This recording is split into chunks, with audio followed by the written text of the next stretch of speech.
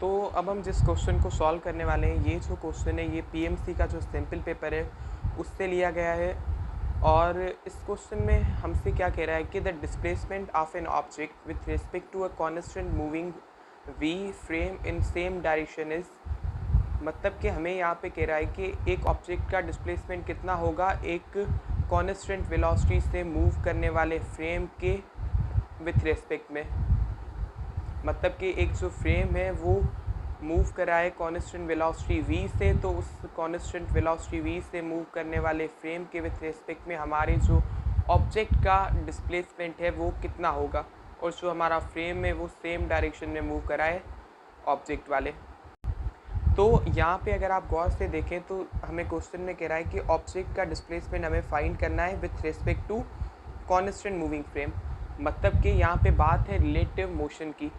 अब relative motion के अंदर हमसे पूछ रहा है कि रिलेटिव डिस्प्लेसमेंट आप फाइंड करें। तो रिलेटिव डिस्प्लेसमेंट क्या होता है? रिलेटिव डिस्प्लेसमेंट का मतलब होता है एक ऑब्जेक्ट का displacement with respect to other object, तो उसको हम कहते हैं रिलेटिव डिस्प्लेसमेंट। तो यहाँ पे हमें वही पूछ रहा है कि उस ऑब्जेक्ट का डिस्प्लेसमेंट फाइंड करें रिलेटिव टू या with respect to a constant moving frame. मतलब कि ऑब्जेक्ट का डिस्प्लेसमेंट फाइंड करना है उस कॉन्स्टेंट मूविंग फ्रेम के विथ रिस्पेक्ट में, मतलब उसके रिलेटिवली, तो उसको हम कहेंगे रिलेटिव डिस्प्लेसमेंट। तो हमें रिलेटिव डिस्प्लेसमेंट फाइंड करना है। जो रिलेटिव डिस्प्लेसमेंट है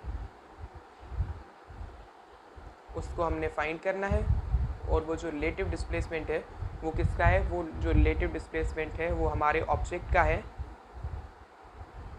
रिलेटिव टू फ्रेम। जो हमारा फ्रेम है उसके रिलेटिव जो हमारे ऑब्जेक्ट का रिलेटिव डिस्प्लेसमेंट है उसको हमने फाइंड करना है।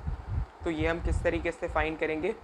तो सबसे पहले हमें जो हमारा ऑब्जेक्ट है और हमारा जो फ्रेम है उनका जो इंडिविजुअल डिस्प्लेसमेंट है, हर किसी का अलग अलग कितना कितना डिस्प्लेसमेंट है, तो वो हमें पता होना चाहिए। तो अगर हम बात करें हमारे फ्रेम की, तो हमारा जो फ्रेम है वो वेलोसिटी v से मूव कर रहा है।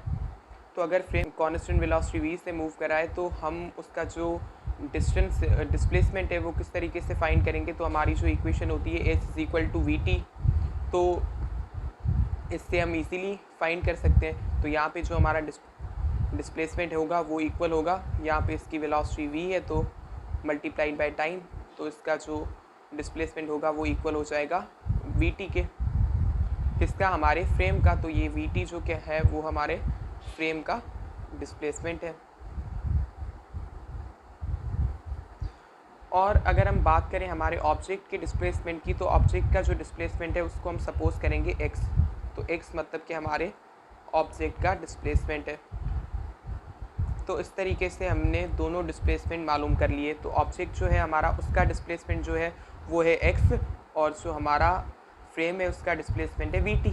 तो जब हमें ये दोनों पता चल जाएंगे, जो इंडिविजुअल हर किसी के डिस्प्लेसमेंट है ऑब्जेक्ट के और फ्रेम का दोनों का, तो फिर हम इजीली कैलकुलेट कर सकेंगे ऑब्जेक्ट का displacement with respect to frame, जो कि रिलेटिव डिस्प्लेसमेंट है ऑब्जेक्ट का। तो फिर हम वो इजीली कैलकुलेट कर सकेंगे। तो अब किस तरीके से रिलेटिव डिस्प्लेसमेंट कैलकुलेट होगा? तो जब भी आपको एक ऑब्जेक्ट का दूसरे ऑब्जेक्ट के विथ रिस्पेक्ट में रिलेटिव डिस्प्लेसमेंट फाइंड करना हो तो आप क्या करेंगे? तो जैसे हमारा ये ऑब्जेक्ट ए है, इसका रिलेटिव डिस्प्लेसमेंट हमने फाइंड करना है ऑब्जेक्ट बी के रिलेटिवली। तो हम किस तरीके से फाइंड करेंगे? जो ए का जो डिस्प्लेसमेंट होगा उससे हम बी का डिस्प्लेसमेंट माइनस कर देंगे। तो यहाँ पे हमारे पास जो हमारा ऑब्जेक्ट है उसका रिलेटिव डिस्प्लेसमेंट हमने फाइंड करना है विथ रिस्पेक्ट टू फ्रेम।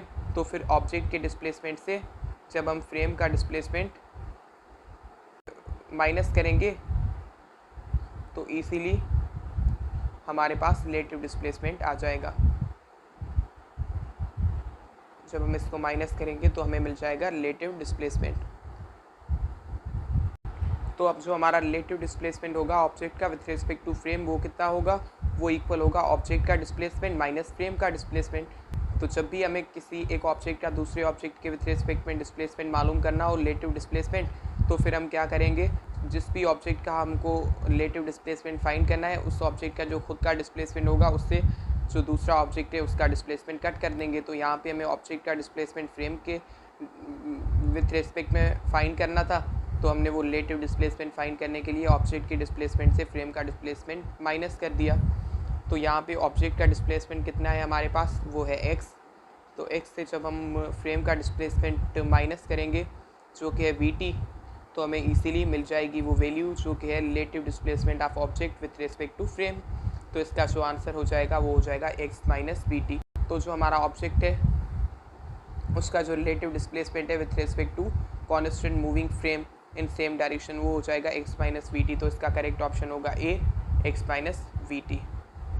तो अगर इस सेम क्वेश्चन में हमसे पूछा जाए कि जो फ्रेम है हमारा वो मूव नहीं कर रहा, वो बिल्कुल रेस्ट में है, तो इस केस में हमारा आंसर क्या होगा? तो जब हमारा फ्रेम रेस्ट में होगा तो जो उसका डिस्प्लेसमेंट होगा वो ज़ीरो होगा, क्योंकि जो यहाँ पे d is equal to v t, तो v ज़ीरो हो जाएगी तो डिस्प्लेसमेंट ज़ीरो होगा। रेस्ट में तो डिस्प्लेसमेंट वैसे ही ज़ीरो होगा।